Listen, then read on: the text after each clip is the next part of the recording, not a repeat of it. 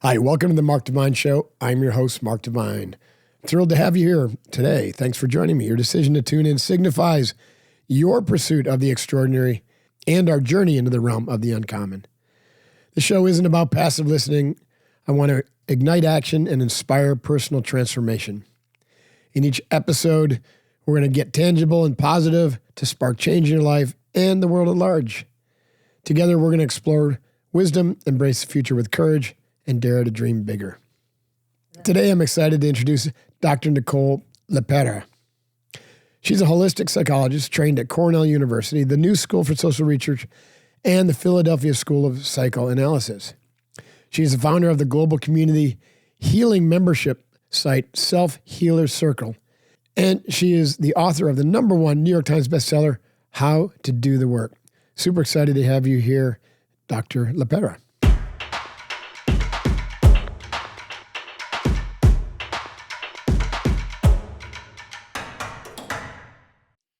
Dr. LePera, so great to see you again. Thanks for joining me today. Honored to be here, Mark. Thanks for having me. Oh, yeah, it's my pleasure. I know we were laughing about our aborted attempt to record a show like 6 months ago. It's one of my more embarrassing moments. I got through the whole thing and realized we hadn't been recording it.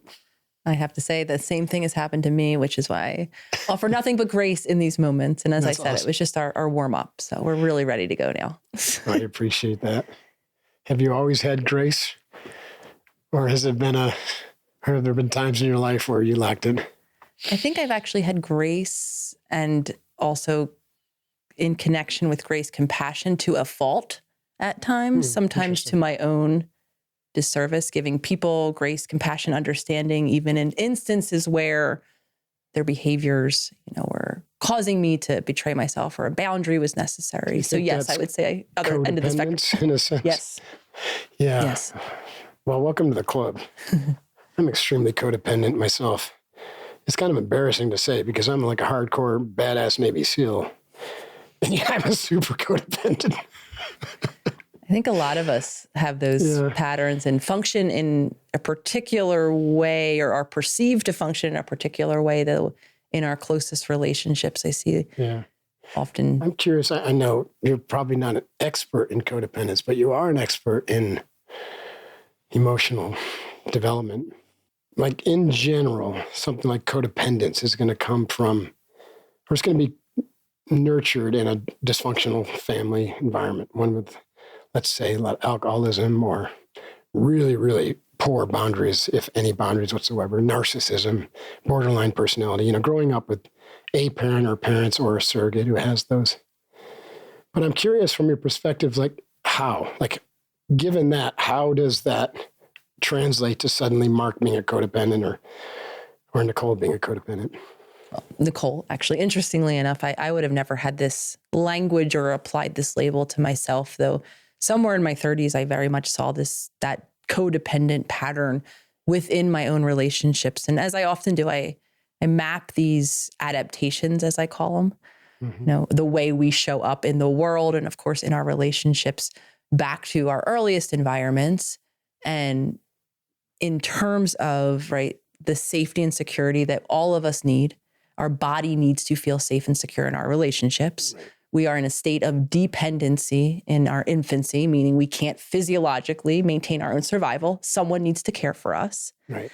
And if and when we don't have, whether it's our physical needs met, if we're neglected, if we're abused, if we have those kind of overstepping of boundaries, and it isn't even just in the physical world, in the emotional world, then out of a protective space, what happens is kind of the way I label codependency, it's a kind of a hypervigilance that happens in our body where we become so attuned to the world around us. And in this case, the other people around us, we learn their shifts in mood. We learn their behavioral habits, sometimes dysfunctional ones, addiction, as you brought up.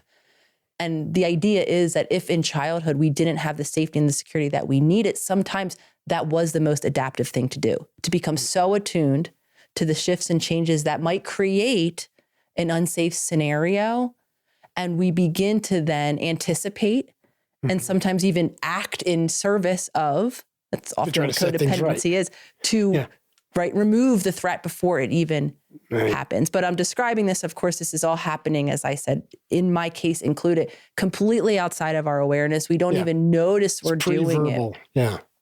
And that's what I think makes it really difficult is we have all of this experience in those pre-verbal years, in my opinion, beginning in utero. And then of course, all until the years where we acquire language, where we acquire the emotional maturity, developmental maturity to zoom out and understand all of the nuanced factors that impact people's choices. And when we don't have that, that is often kind of why many of us are struggling in the way that we are. Those habits created when we couldn't speak, when we couldn't understand, still become the habits that we rely on outside of our conscious awareness. Yes. They become a trauma-induced strategy, which made sense at the time, sort of. Actually, you can't really say it made sense. You could say it worked because there was no sense-making in that pre-verbal world. What I'm curious about, so where codependency really tripped me up, and I'm working to make sure this doesn't happen again, is I guess it was this sense that maybe I wasn't good enough, or I wasn't smart enough, or I wasn't competent enough, and I needed someone else to help me solve my problem in business, right? And so for some reason, narcissists can smell that line of thinking from 50 miles. And they come running and they're like, I am your savior, right? I am here to basically, fill that gap. And they tend to put me on a pedestal and say great things about me. Don't worry about me. I'm taking care of everything here. And then they steal my business. It's happened. I can't even count. More than I can count in this hand. And it's painful, right?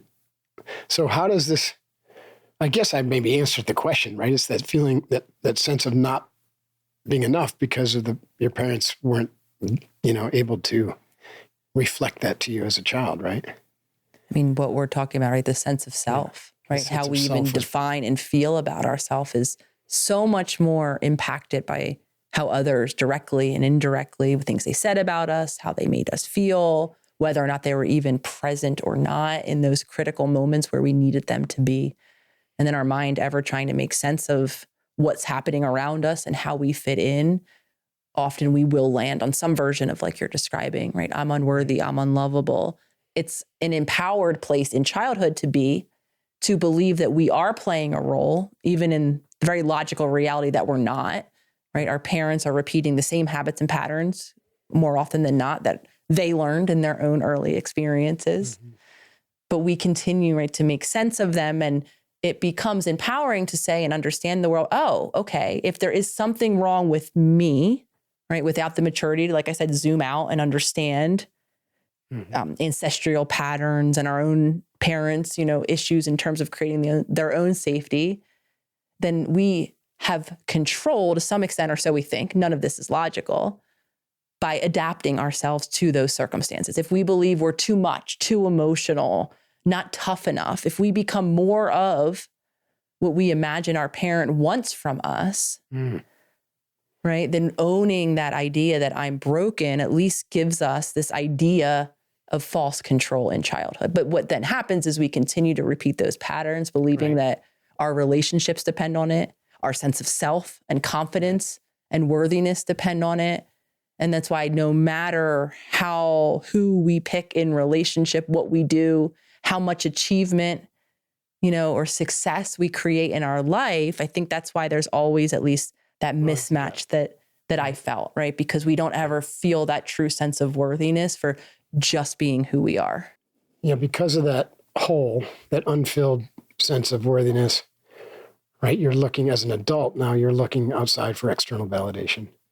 And so you tend to find this is going to be, like a bonk upside the head for a lot of listeners, but a lot of peak performers, if not all the peak performers that I work with, kind of fit this mold where they're trading performance for connection. And the root connection is the connection with themselves. Because there's some sense of just being okayness, which is not there. So they're always grasping for the next thing, next point on the board, the next reward, the next certificate, the next sales milestone, the next wealth milestone. And there's no there, of course, right?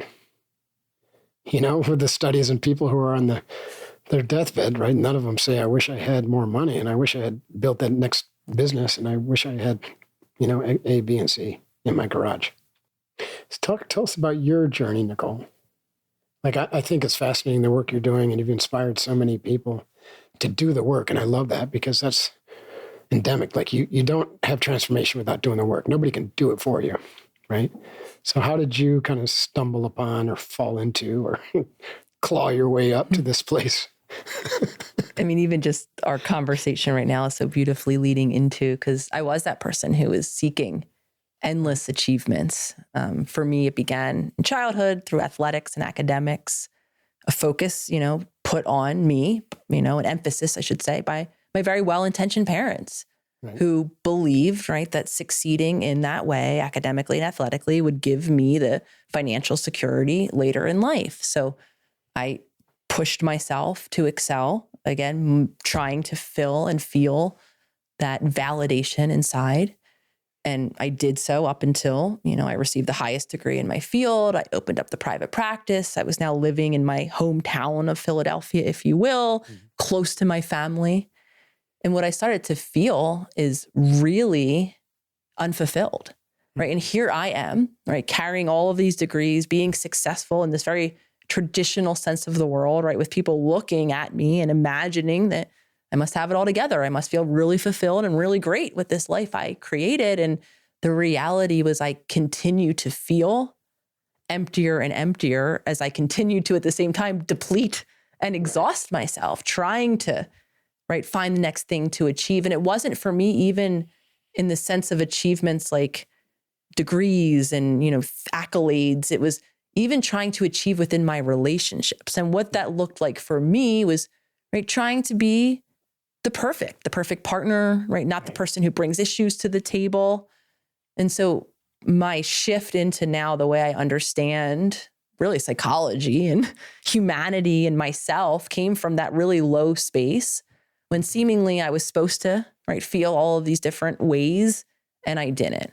And what I came to see. A breakdown, Nicole, or did you just kind of like need to get yourself out of this kind of morass? It led to a lot of fantasizing about all of the different ways I might get myself out of it, which usually included vanishing in the dark of night, right, to leave the country. I mean, like extreme, right? Like now I don't even care about this practice, disappear, wow, go down a different path or career entirely, right? I just spent decades trying to get a PhD and now I'm going to go be a barista, right? I was thinking all of these, maybe if I overhaul my life, right, in a different country, in a different set of friends, doing different work, then maybe I'll feel different.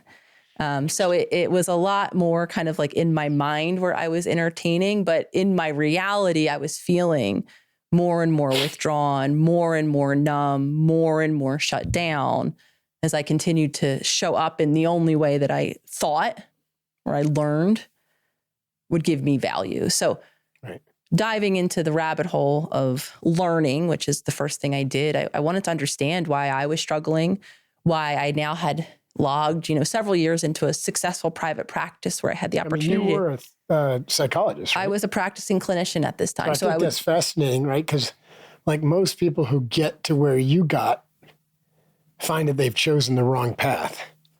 But you didn't choose the wrong path. You were just not able to fully embody it, right? Right. That's fascinating. And I wasn't. And part of the, I think, puzzle for me was not only was it the way I was understanding myself was incomplete, the way I was working with my clients was incomplete, meaning I was leaving the whole body, the whole nervous system, all of these lifestyle, changes that I now profess, near daily online. That wasn't even a part of my dialogue. That wasn't even a part of my awareness that was even an important part of a conversation for someone like me, like a clinical psychologist. Well, they don't teach that. They don't. Right? And that's the reality. And in the programs, right, I'm hoping that things have shifted and changed. Yeah. Though at the time where I went to school, a couple decades ago now, there was no conversation of nutrition, nervous system, really the physical body outside of just this idea that the nervous system is what connects our brain to our body. But there was no emphasis in terms of, well, what's the body doing? And how important are those messages that are going from our body to our brain? There was an overemphasis on the very powerful prefrontal brain, right? This idea, much of which of cognitive behavioral therapy is built on, which is change the way you think. Right. And we've all had this, I think, experience, right? If we think a more positive thought, we feel a little more positively than a negative one, and we might do something a little bit more positively. But without, again, all of the information, and for many of us who have tried to think different thoughts, yet we can't seem to feel differently or to do differently, the answer is usually in all of this habit that is created in our body. And again, the very habitual way our body tends to process, perceive, and I would say respond, but really it's react to the environment around us, down into, again, tying this all together, into our core sense of who we think we are. So much of that is wired into how we're showing up or how we've had to adapt in terms of showing up, that without a awareness of and conversation about, and then an integration of, oh, well, what are these messages? And can I be intentional through lifestyle choices to then shift the sensations or the signals that are going from my body to my brain? That's when we really begin to shift and feel the different impact. What are your grand ambitions, your greatest goals? And are you there yet? Well, me neither. That's a good thing. The highest achievers are those still striving, still reaching for something more. We're the ones who approach the impossible and embrace it. And there's a vehicle for people like us. It's the Defender. Engineered to meet challenges head on, the Defender is an icon reimagined for a new generation of explorers. With its compelling proportions and precise detailing, it exudes confidence on and off the road. Defender's tough, rigid body design and durable, lightweight architecture provide extra strength, allowing you to explore with confidence. These vehicles are tested to the extreme, the whole Defender family, including the 90, the 110, and the 130 models. They all offer legendary capability for any adventure. The Defender 130 has 8 seats, perfect for bringing along your entire crew. So whether you're tackling rugged terrain or navigating city streets, the Defender's unstoppable quality ensures that you're always ready for the next challenge. These are more than just vehicles. They're iconic, adventurous, and capable of great things. So if you're ready to embrace the impossible and explore your way, visit LandRoverUSA.com to design your own Defender and start your next great adventure. Again, LandRoverUSA.com, LandRover USA.com. Check it out. Yeah, I mean, what you're alluding to is that, our development is multidimensional, right? There's cognitive aspect, there's emotional aspects, there's physiological, and there's all the hidden shadow aspects, most of them trauma-informed. And so in order to heal or to transform, insert word, to get better, right? To perform at your peak even, it requires a multidimensional kind of practice or approach, which is what you do with the work. It's what I do with Unbeatable Mind. It's like an integration program. There's physical, mental, emotional, intuitional, and spiritual kind of things that you got to bring it all together, right?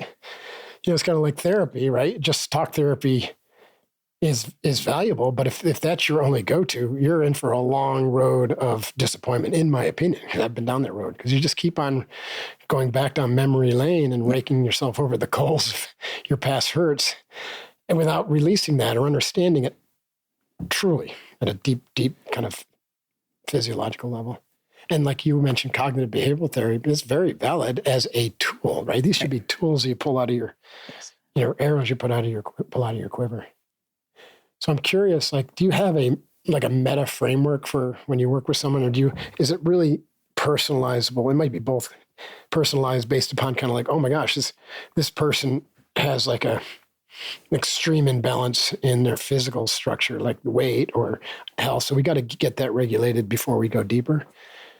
I guess there's a question in there. What's your model? No, absolutely. Well, I even That's just a short version of the question.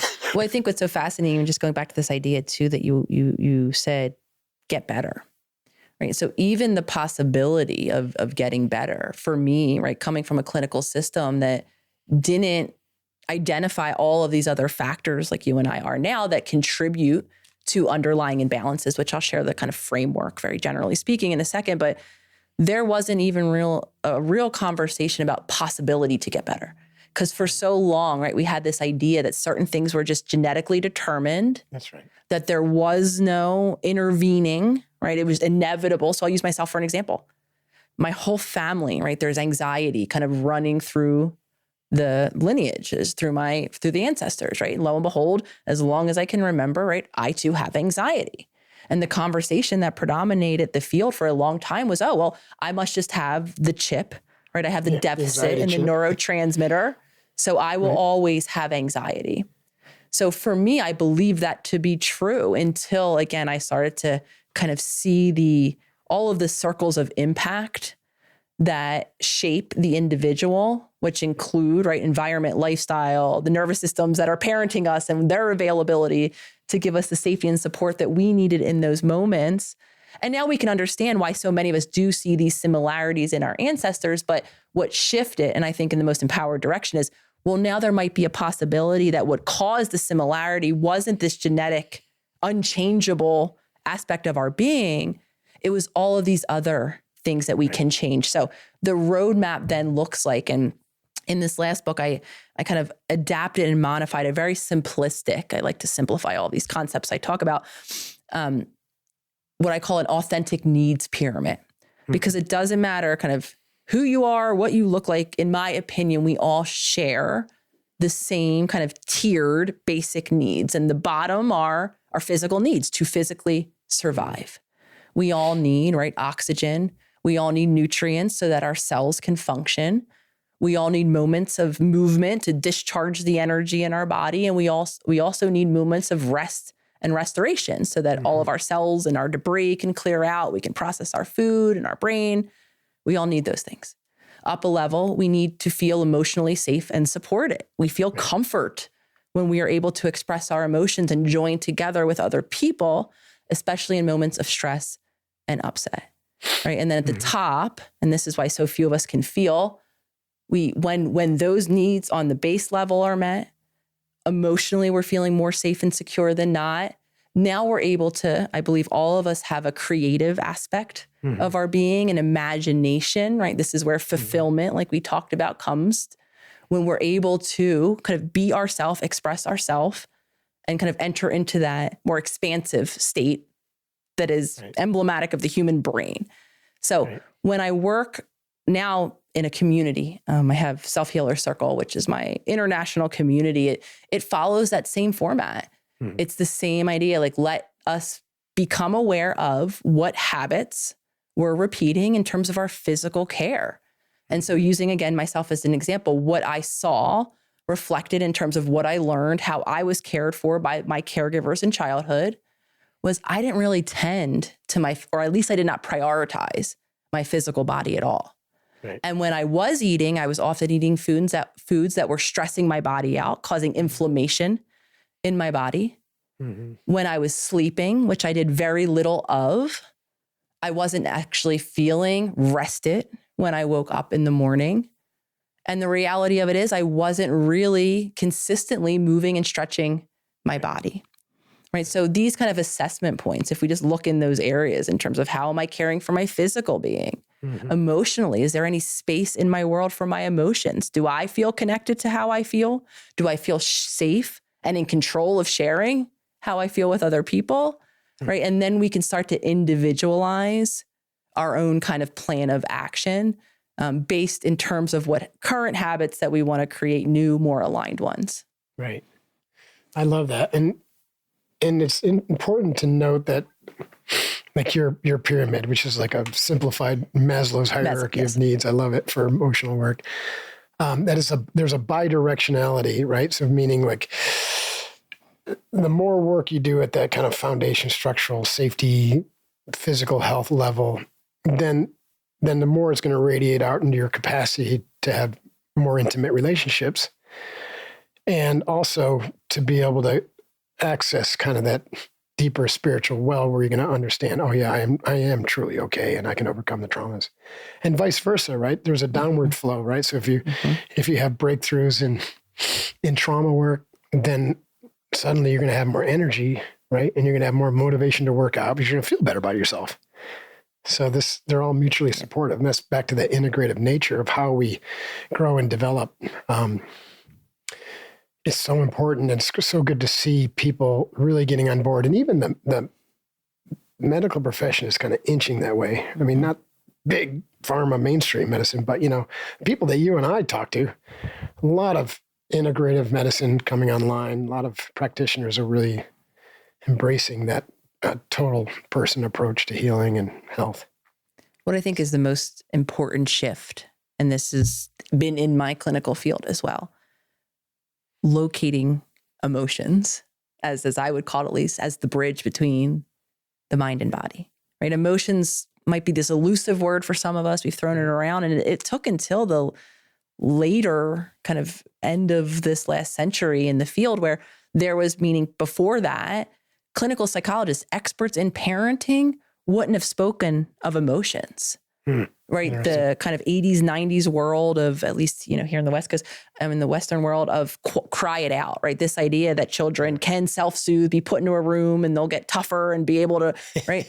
Again, this is all traumatizing the kids. This is all a sentiment, though, that reflects this lack of awareness of no, emotions are a physiological experience. They happen in our body. Children, infants, toddlers, guys, can't, if you experience them, right? Can't control themselves. Every gender, no matter how you identify, has emotions, right? And I cite my field because, again, experts in the field weren't talking with this language. It explains a lot. Sorry, but like my parents wouldn't step foot in a therapist's office, or, they would call it a shrink. Yeah. And it's because the whole idea of the shrink, I don't mean therapy, but the psychology profession, whether you're prescribing drugs or not, had that idea of what you said earlier, that you are the way you are. So we're just going to talk about it so you understand how you are, and then be okay with being broken. Right. Mm-hmm. Yeah. And so, man, I couldn't imagine sitting on a couch day after, week after week and having, a psychologist tell me, yeah, you're fucked up. How do you feel about that? Or what do you think about that? They wouldn't say how you feel. Clearly that model doesn't work very well, I don't think. So. And I think, and there's even now some research that's starting to indicate, and again, this isn't to say that having a safe space, which for a lot of us is our therapist office or whatever, the coach that we're seeing's office, having maybe even just a good friend that we can share the stuff that maybe we don't tell everyone with. Of course, that helps us, like you're saying, know ourselves better, understand ourselves better. There's value in that, though, especially when we're talking about trauma. Yeah, there is new research now that is actually showing a negative impact of constantly retelling without doing the somatic work. And this applies to even outside of trauma, there's research around ruminating, right? This idea of even thinking in our own mind about all that's wrong in our world, or, when we ruminate in our internal mind, or when we ruminate, and I used to be, my relationships up until more recently, I thought were a depository for my recent stress, meaning I would be out to drinks or dinner with a friend, and they say, how are you? And I would just off to the races rolling about every stressful thing. You feel better, right?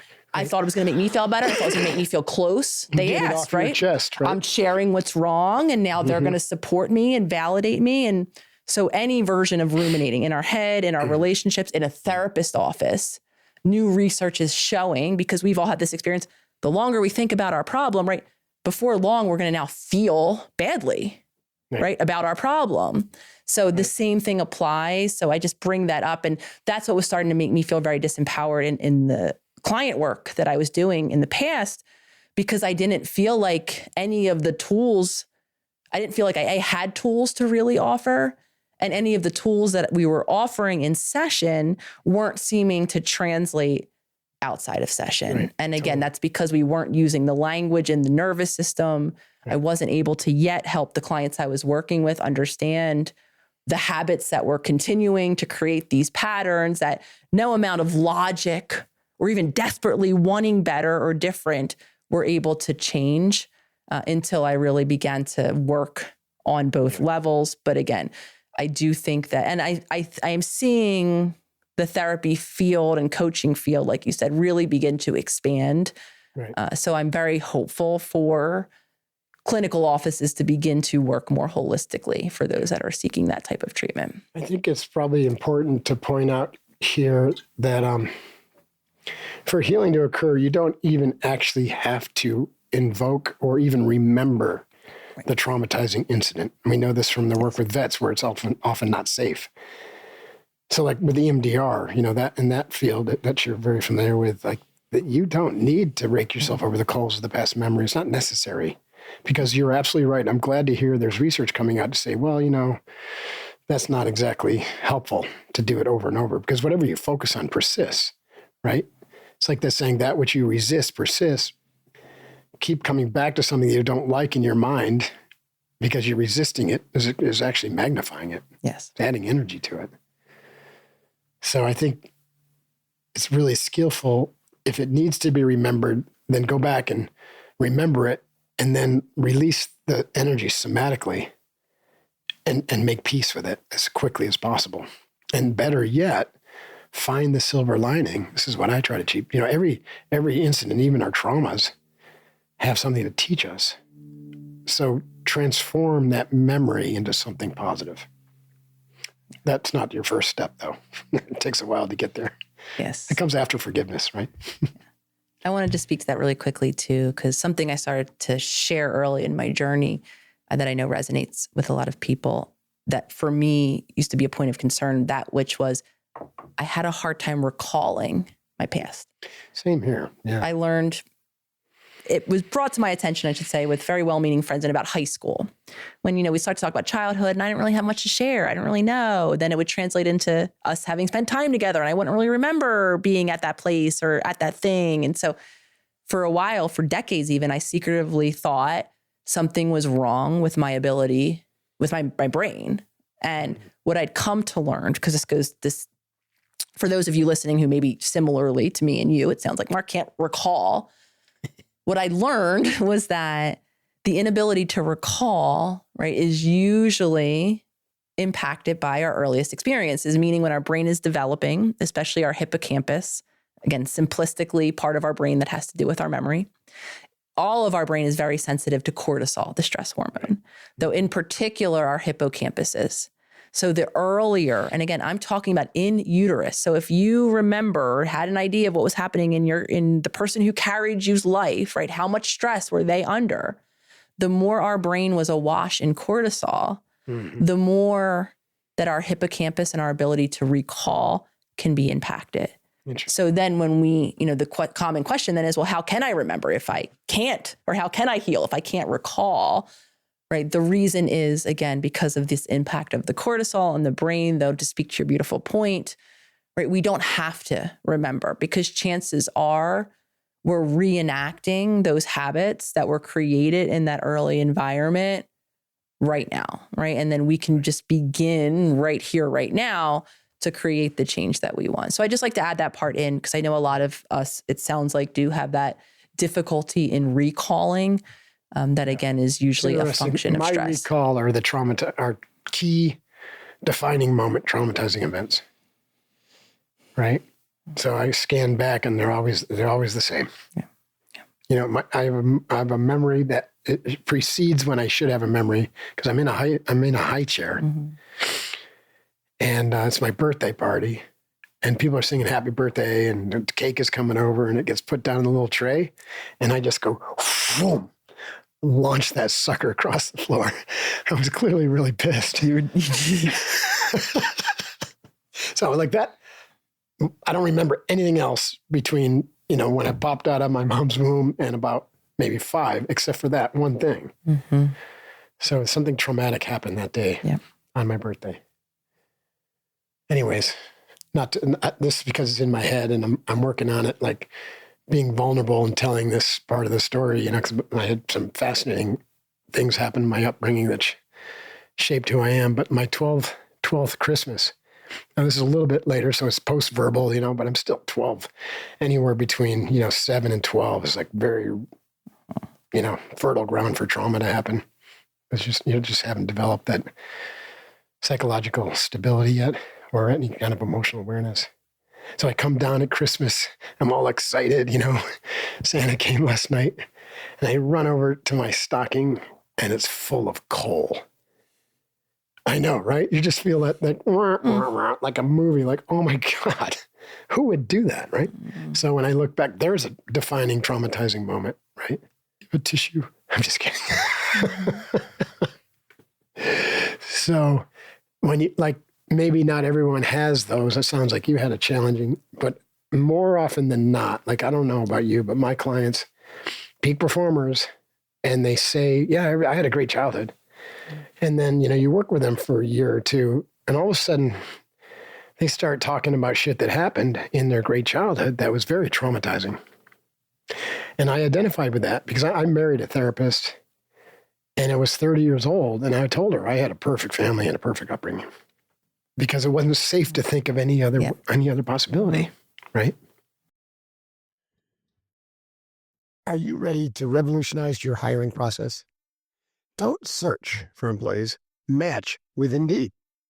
Indeed's driven by the search for better. And when it comes to hiring, Indeed is your ultimate solution. Why Indeed? Well, Indeed's the premier matching and hiring platform, boasting over 350 million global monthly visitors. Their advanced matching engine helps you find top quality candidates fast, eliminating the need for tedious searching. Streamline your hiring process with Indeed. Say goodbye to busy work. Indeed offers seamless scheduling, screening, and messaging features, allowing you to connect with candidates faster than ever before. An impressive 93% of employers agree that Indeed delivers the highest quality matches compared to other job sites. You've got over 140 million qualifications and preferences analyzed daily, with a matching engine that continuously learns and improves, tailoring results to your specific needs. So join the ranks of more than 3.5 million businesses worldwide that trust Indeed to hire greater talent quickly. In fact, during this short ad, approximately 23 hires were made on Indeed globally. There's an exciting opportunity for you. Get a $75 sponsored job credit to boost your job visibility. Simply visit Indeed.com/divine to claim the special offer and support the Mark Divine Show. Remember, when it comes to hiring, don't search. Match instead with Indeed. Visit Indeed.com, INDEED.com/divine, DIVINE, right now. Terms and conditions do apply. You need to hire?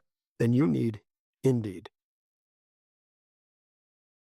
Anyway, so if you're listening to this, you might be like, yeah, I don't know what the hell you're talking about, Mark and Nicole. Or you might be like, oh, maybe I should take another look, right?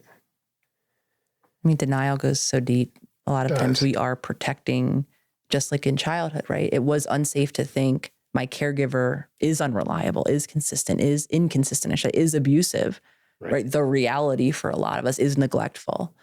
So instead, right, we give ourselves that false sense of control because that's too scary. That actually is too risky in childhood. It's too scary. Yeah, and it feels like such a betrayal. Feels like a betrayal. I mean, that's big. I mean, I can't, a lot of us got direct and indirect messages in terms of family and culture, and a lot of cultures, right? Things stay behind closed doors, right? All of this messages in terms of where it's even appropriate. Forever. I wouldn't talk about any of this stuff until the last few years. Right. I still hesitate because I'm like, gosh, I hope my parents don't listen to this podcast. But hey, it is reality, right? It was my lived experience. And I think what's difficult too in adulthood was we're coming to awareness of this reality. It's so natural to think about whatever experience that we're recalling as our adult self, right? It's easy to say, oh, you didn't like your cake at your birthday. What was the big deal? Or you got cold, right? We're able to minimize in a way that if we remember or recall and imagine the experience before we had all this information now, to be able to put it in a perspective, if you will. Right. And if we just go back to being 3, 5, 7, 12, right? When all you were wanting was whatever else was in that stuff, right? Now we can understand maybe it's not the adult looking magnitude of the emotion that is stored and locked, the meaning, right? That we made sense of it. Oh, well, I got cold because I'm bad. Santa Claus hated me. Whatever it is, right? And that's all locked. Right. In this unspoken world of our nonverbal beliefs and habits and patterns that we're continuing to validate and strengthen not even being aware of any of it. And then we just assume, right, however old we are, that this is just who we are, that change isn't possible for all of the different reasons. I can't tell you how many times my father, who, bless him, but is very much of a different generation. He's going to be 87 years old. I can't tell you how many times he said some version of, well, this is just the way I am. Yeah. Right? Like with this idea that change, things are locked in. Right. And yes, habits, the more we repeat them, the harder they are to change. But going back to that empowerment that we were both kind of sharing about earlier, that you is grounded in your work and mine, change is possible. Even when it's hard. And to speak to your kind of beautiful analogy, that is often the pain and suffering that we grew and adapted through and maybe are changing habits around now, for a lot of us is our greatest resilience. For some of us, for me, this is how and why I now do what I do, right? Because now I speak to my own self, you know what I mean? Right. Older versions of me every day. That's right. I love that. I'm really glad you said that, because I came to the same thing and I'm really grateful, right? So this is huge. I'm actually really grateful for the traumas. Like I was a badass Navy SEAL because of them, right? When I went into Navy SEAL training, you couldn't hurt me. Even Santa Claus hated me. So these instructors hated me. They got nothing on my experience, right? I was pretty bent up. So they shape you. The point is, you just don't want the shadow, the negative aspects, the stuff that doesn't work, to keep tarnishing relationships or torpedoing your true happiness. So don't throw the baby out with the bathwater. Just clean up the water, right? And now, I know we got to go soon here, but a few more minutes. I'd love to talk about somatic work, right? Because it's such an important part of what you do. What works for you and your clients? Because it's a broad field. Yeah. So I like to, whenever I'm talking about anything body or somatic, kind of talk about two sets, if you will, of practices. And the first set are the lifestyle, the consistent, the habits. Right. As I said, not surprisingly, maybe by now in this conversation, they really map onto our basic, right, those foundational physical needs, right? Because somatically, our nervous system lives in our body, right? And to be regulated, our body has to feel safe, meaning we have to most sufficiently, at least, be getting our needs met nutritionally, the need for movement, the need for rest, and making sure that we're, fully oxygenated. Right. And so those are the consistent practices, becoming aware of the current habits that we have in those areas and then building healthier habits in. And the second kind of category, if you will, of resources are the more what I call like in the moment, right? When we feel our body beginning to shift into a stressed state, right? We can intentionally, through practices, help our body to be in that stress state and to calm down quicker, as quick as possible. And so again, in our body carries cues. Our breath changes, our musculature tension changes, and our heart rate shifts as we become more stressed. So the more aware I am of my body throughout the day, right? And this is kind of like the bridge between the consistent practice and these when you need it practices. Because if I'm not aware of my stress level as it's kind of inching up to that 10 where I'm going to, react however it is that I want to avoid reacting. If I'm not paying attention to my body and the muscle tension and, the fact that I'm beginning to clench my jaw, my heart's starting to race, I'm not going to have that opportunity to help my body calm down before I get to what I call the point of no return, where that reaction is going to take over and then I kind of tune back in, often shamefully on the other side of it. So when I consistently become aware though of my body and as it's changing throughout the day, as I'm starting to notice my stress is increasing for whatever reason, now in those moments I can deploy a little more successfully the very common things that many of us have heard, maybe tried, hasn't worked because we wait too long, right? The deep belly breathing. Right? The slowing of our movements, the grounding or anchoring practices where we're really just focusing our attention on being solidly connected, right, on the earth or to the chair beneath us.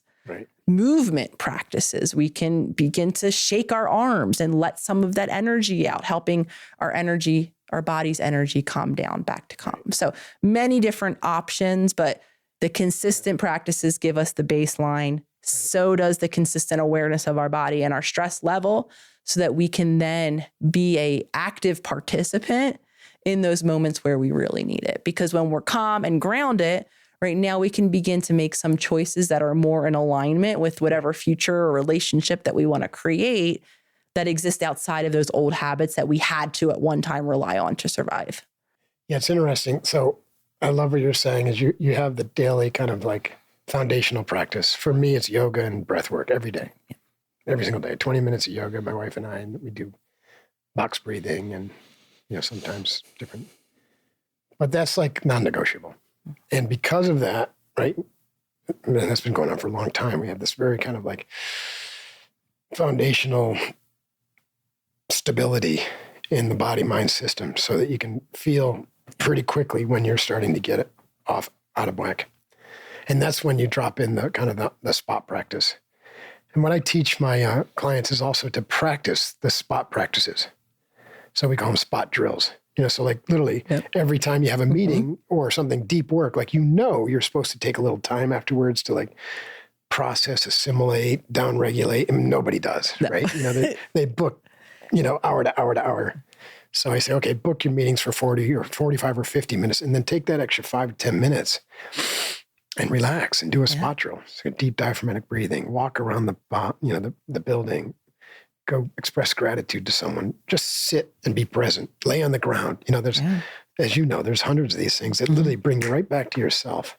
And if you do that 4 or 5 times during the day, it's a game changer. Yeah.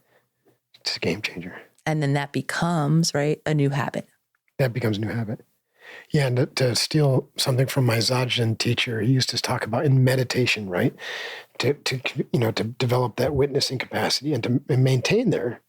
But when you notice that you've been distracted and you started to ride a thought, where now you're merged with a thought, to catch it at the head. He goes, catch the snake at the head. Because if you catch that thought at the tail, you've already been whipped around. You know what I mean? Maybe bitten a few times. So the awareness practice, the daily awareness practice, it allows you to catch it at the head and just say, no, right? We're not going to let this stress, this thought, this trigger take over me. What I think is so important about that I just want to speak to very quickly. Catch it at the head, right? Not stop the thought. That's right. No, don't let it happen, right? Because you're going to feed it. You're going to make that snake stronger. Yes. Right? Or to have even the expectation that it stop. Right. Because so many of us get so thrown, right? We know a thought's not helpful. We just want it not to happen again, right? Why would we think thoughts that cause us suffering? And then you fight yourself for not being able to get rid of shame ourselves. Why am I having terrible thoughts? What's wrong with me as a person? So I always my PSA is always thoughts will happen. They will always happen. There are neurons firing. Again, certain thoughts have become habitual. The way that we've, kind of perceived this similar situation, it doesn't matter. Doesn't map onto the objective reality. However, we can't just say, oh, thoughts, let me just turn that off. I'm done with you. So I love that suggestion because it's not giving us that unrealistic expectation that difficult, upsetting, dark, even thoughts won't happen. They will, but that's where the empowered space happens. You just don't believe them. Or you remove the attention. Distinction I've made before, the distinction between thoughts and thinking and awareness or witnessing. Mm-hmm. Witnessing and awareness are really similar. So the thoughts happen, like you said, and it just happened. And you can have probably completely different perspectives on how thoughts happen. The neuroscientist is going to say, well, neurons, things fire, and then a thought happens. And the yogi is going to say, we are all consciousness, and so thoughts are consciousness, and you're just experiencing it. It's non-personal. Don't take it personally, right? I think they're both probably accurate somehow. But then it's the thinking that gets us in trouble. It's where we take that thought, like you said, and we think, oh, that's my thought. And, oh, I don't like that thought. That thought sucks. What am I having that thought for? And now you're What's wrong with me? Yeah, oh my God, that's a horrible thought. I got to stop having that thought, which then brings more of those thoughts. And so then you're off to the races, right? Yep. You're not even catching the snake. The snake is in charge. Mm-hmm. So that's thinking. And then witnessing from the field of awareness, which takes practice, you can observe the thoughts even arising and saying, oh, that's an interesting thought. And it's just like a cloud passing by in the sky. You just observe it. You don't try to engage with it. You don't judge it. You're kind of curious about it. maybe it's something that's interesting and you want to come back to later, but just let it go. So the awareness is like the sunshine that's above the clouds. Thoughts are the clouds. And then thinking is when you turn that cloud into a thunderstorm. I was thinking tornado, yes. Or tornado, right? And it wreaks destruction. Mm-hmm. That's awesome. What a fun conversation. So you're writing your next book. When's it due? Do you have a deadline? Or you just like no deadlines? Not yet. It will probably not come out until spring 2026. 26. Yeah, they're giving yourself enough time. I like give myself enough time. So as I was sharing beforehand, I can not have the pressure of the deadline, the performance. Are you self-publishing it? No, I'm with Macmillan, Flatiron Macmillan. My same editor that I've now worked with the previous 3 projects. I've had the great opportunity to continue along. So I'm very excited. That she didn't give you a deadline in 2025. It's not here yet. It might be coming. So right now, ask me when I get the deadline how I feel. But now I just feel, like I said, luxuriating in the creative process without too much pressure of how it'll perform, how it'll do, other people will think, kind of where that achievement-driven part of my brain you've goes. Got such a vibrant community. I mean, they're all going to want the book, and so that you got a head start there already. How can people engage with your work? Like, how can they get started today? Getting started today, I just want to actually celebrate engaging and listening to this conversation. For me, it was listening to much information in podcast form that kind of got me started on this journey. Right. But of course, one of the priorities kind of with now my whole team at Holistic Psychologist is to make sure that this information, these conversations, and really the community is free, accessible for all. So at this point, we've now grown beyond the Instagram account where it all began some 5-6 years ago now, to any social media platform where we're talking, especially a lot of emphasis has been on the somatic work recently, putting out videos, how-tos, resources. So however it is that listeners like to consume content, I urge you, if you're interested in what we talked about today, to come and join the community on your favorite platform, again, where we're having these conversations. And there's just so many beautiful people from around the world sharing their own journeys, which I think is the gift of healing on these media platforms and community. However it is that you interact with other people now, it gives us one of those moments, much like even just listening to our conversation here with you and I, of hearing someone else's experience, which I do think can help relieve some of the shame that most of us feel when we secretively believe that we're the only ones, right, struggling in this way. So I like to always just kind of shout out the community aspect of all of the different platforms that the Holistic Psychologist now exist. Because for me, I've gained so much value in my own healing and comfort in being able to share my journey and hear back from others. All of the books now on the holisticspsychologist.com. There's a whole website with free resources, an email list you can sign up to keep in connection, in contact. And of course, all of the 3 books exist on there with information on that as well. Holisticspsychologist.com. Your books, How to Do the Work, that was your seminal work, How to Meet Yourself, and How to Be the Love You Seek. Yes. All great stuff. Of course, those are available, and that'd be a good place to start too, probably. And when it comes to, I'm sure the website, but if they're just looking on social media, is it How to Do the Work, or how would they find you? Your name? The Holistic Psychologist. Holistic Psychologist also. Instagram, Holistic Psychologist. All platforms are some version of the Holistic Psychologist. Check. Awesome. Well, once again, thanks so much for today. I appreciate you very much, Nicole, and especially since it took 2 tries for us to do this. And you're right, this is a much better discussion. Well, thank you again for having me back, Mark. Thank you for sharing so much of your own journey with me as you did. And of course, thank you to your beautiful community who's out there listening. Yeah, I appreciate that. Take care and stay in touch. Here we are. What a fascinating conversation with Dr. LePera. Thanks so much for being here on the Mark Divine Show. I hope you guys enjoyed listening. Your show notes are up on markdivine.com. Videos up on my YouTube channel. You can also reach out to me on LinkedIn or Facebook, Instagram, and Twitter at Mark Divine or at Real Mark Divine. Thanks to my incredible team, Catherine Divine and Jet Studios, who work tirelessly behind the scenes to bring you this show and my newsletter, Divine Inspiration, every week. If you're not subscribed to Divine Inspiration, please go to markdivine.com and sign up. Also, it's very helpful if you rate and review the show wherever you listen, so please consider doing that. It's very helpful for others to find it and to keep me relevant and motivated. So once again, thanks for joining me on the Mark Divine Show.